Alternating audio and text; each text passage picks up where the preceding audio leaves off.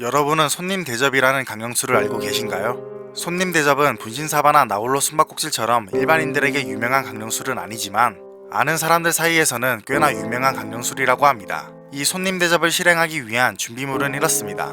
이렇게 준비물이 모두 준비되었다면 강령술을 실행할 차례입니다.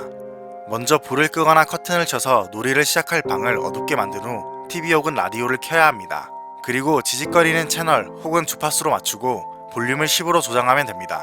만약 지직거리는 채널이 없으면 아예 안 켜지거나 외부 입력으로 해놓아도 된다고 합니다.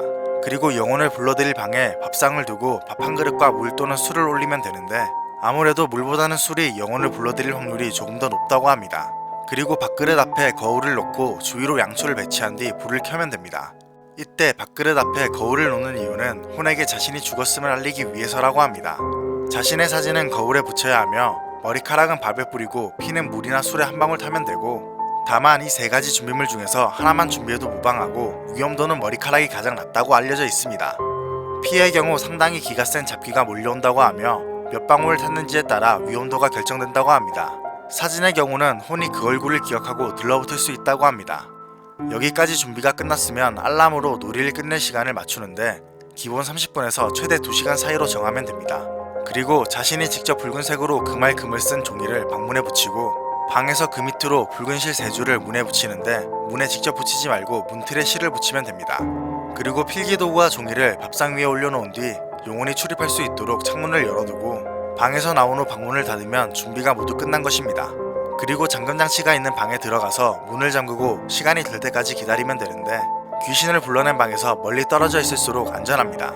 그리고 자신이 맞춘 타이머가 울리면 귀신을 부른 방 앞에 가서 안에 누구 계십니까를 5초 간격으로 10번 말하고 만일 아무 소리도 들리지 않는다면 방으로 들어가 상을 치우고 분위기와 조명을 최대한 밝게 만들면 되고, 이때 방에 소금이나 팥을 뿌리면 더 낫다고 합니다.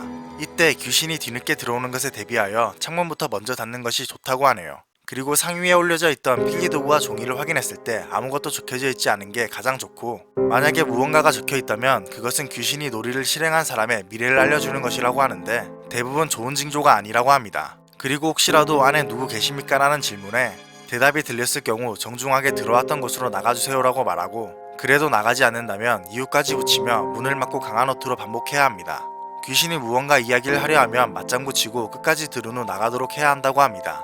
그러나 귀신이 방문을 열고 나오는 경우도 있는데 이때는 귀신에게 빌며 죄송합니다 나가주세요 라고 하거나 절을 여러 번 해야 한다고 합니다. 그리고 이때 귀신을 쳐다보거나 눈을 마주치게 되면 빙의 되기에 귀신과 절대 눈을 마주쳐서는 안 됩니다.